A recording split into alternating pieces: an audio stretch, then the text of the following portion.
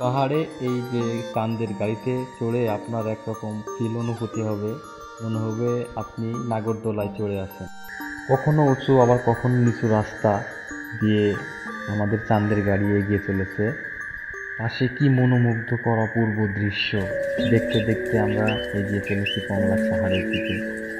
ইতিমধ্যে কংলাক পাহাড়ের সেই কাছে যে গাড়ি রাখার একটা স্ট্যান্ড আছে, স্ট্যান্ডে আমাদের চাঁদের গাড়িটা রেখে আমরা সরাসরি কংলাক পাহাড়ের চূড়ায় ওঠার জন্য প্রস্তুতি নিয়ে অলরেডি আমি তো ওঠা শুরু করে দিয়েছি।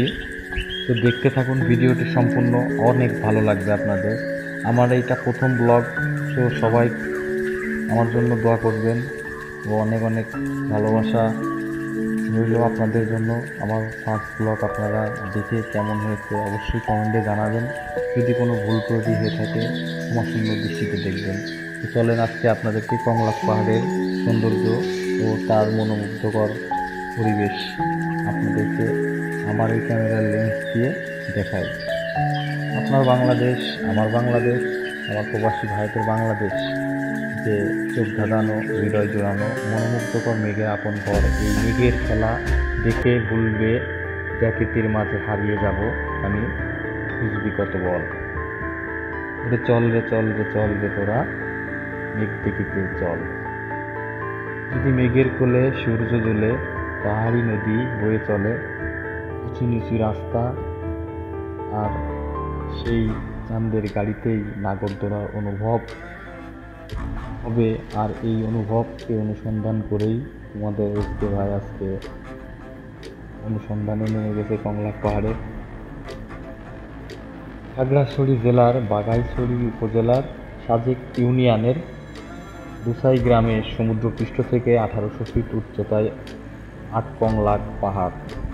এটাকে আটকংলাক বলার একটা কারণ, যে এটা মনে হয় কোনো একজন শিল্পী বা কবি নিজের হাতে আর্ট করছে। কখনো লাল মেঘের খেলা, কখনো সাদা মেঘ, কখনো কালো মেঘ। প্রতি মিনিটে মিনিটেই, প্রতি সেকেন্ডে সেকেন্ডেই যার আবহাওয়া চেঞ্জ হয়ে যাচ্ছে। আপনার চোখে বিশ্বাস করতে পারবেন না যদি নিজে চোখে না দেখেন। তো আমিও দেখার উদ্দেশ্য ও আপনাদের দেখানোর উদ্দেশ্যে কংলাকে একদিনের ট্যুর, একদিন না 2-3 দিন প্রায় থাকা হয়েছিল, কিন্তু ওইখানে একদিনের জন্য যাওয়া। তো আস্তে আস্তে কথা বলতে বলতে উঠে যাচ্ছি অনেক উচ্চতায়।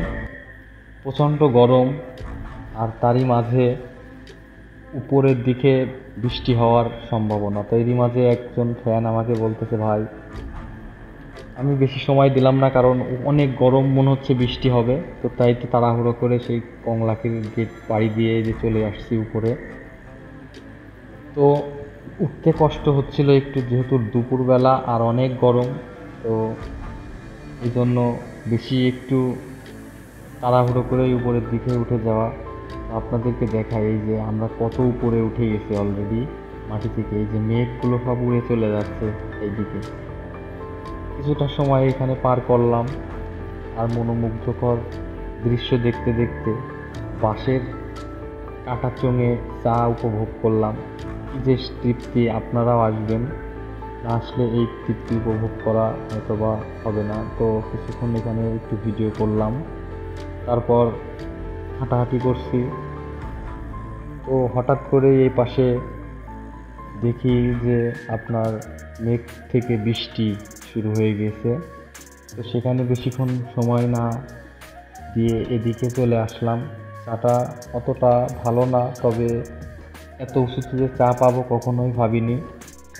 আমি যদি না আসতাম আমার জানাই হতো না যে মুক্তার সৃষ্টি কত না নিখুঁত, যে শিল্পীর তুলিতে আঁকা সুনিপুণ ছবি, যা না দেখলে আমারও দেখা হতো না যে এই মেঘের জাদুঘর। তোমরাও চলে আসতে পারো কংলাকে, মেঘে সুখ দুঃখে ভাসাতে পারো, মনের ভিতরে যে একটা মন আছে সেই মনটাকেও হাসাতে পারো। যদি এইভাবে হাসতে চাও তাহলে তোমাদের এই এসকে ভাই চ্যানেলটিকে অবশ্যই সাবস্ক্রাইব করে রাখবা। আর আমার প্রথম ব্লগ কেমন হয়েছে অবশ্যই জানাবা।